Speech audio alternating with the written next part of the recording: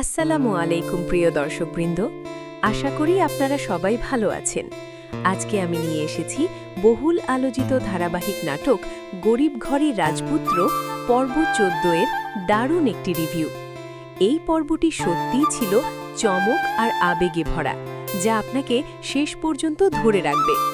নাটকের শুরুতেই আমরা এমন একটি দৃশ্য দেখি যেখানে একটি সাধারণ মেয়েকে তার পোশাক আশাক দেখে সবাই অবহেলা করছে। কেউ তাকে গুরুত্ব দিচ্ছে না, বরং তাকে অপমানই করা হচ্ছে। কিন্তু গল্প যত এগোয় ততই পরিষ্কার হয় এই মেয়েটি মোটেও সাধারণ নয়। হঠাৎ করেই জানা যায় সেই মেয়েটি আসলে একটি বড় কোম্পানির মালিক এবং হাজার কোটি টাকার সম্পদের অধিকারী। এই সত্য প্রকাশ পাওয়ার পর পরিস্থিতি একদম পাল্টে যায়। যারা তাকে ছোট করে দেখেছিল তারাই আবার তার সামনে সম্মান দেখাতে শুরু করে। এই পর্বে মেঘলা চরিত্রটি বিশেষভাবে নজর কেড়েছে। তার আত্মবিশ্বাস, ধৈর্য ও নীরব শক্তি পুরো গল্পটিকে অন্য এক উচ্চতায় নিয়ে গেছে। অন্যদিকে অনিকের চরিত্রে আমরা দেখি অহংকারের ফল। সে নিজের ভুলের কারণে একটি গুরুত্বপূর্ণ সুযোগ হারায়।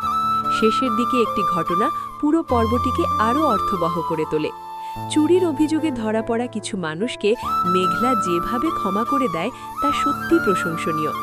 এতে বোঝা যায় একজন মানুষের আসল শক্তি তার দয়া আর মানবিকতায়। সব মিলিয়ে এই পর্বটি আমাদের একটি গুরুত্বপূর্ণ শিক্ষা দেয়। কাউকে তার বাহ্যিক অবস্থা দেখে বিচার করা ঠিক নয়। সময় মানুষের অবস্থান বদলে দিতে পারে, আর সত্যিকারের বড় মানুষ সেই যার মন বড়। ভিডিওটি যদি আপনাদের ভালো লেগে থাকে তাহলে অবশ্যই একটি লাইক দিয়ে আমাদের সাপোর্ট করবেন। আর এমন আরও সুন্দর রিভিউ পেতে আমাদের চ্যানেলটি সাবস্ক্রাইব করে পাশে থাকা বেল আইকনটি অন করে রাখুন।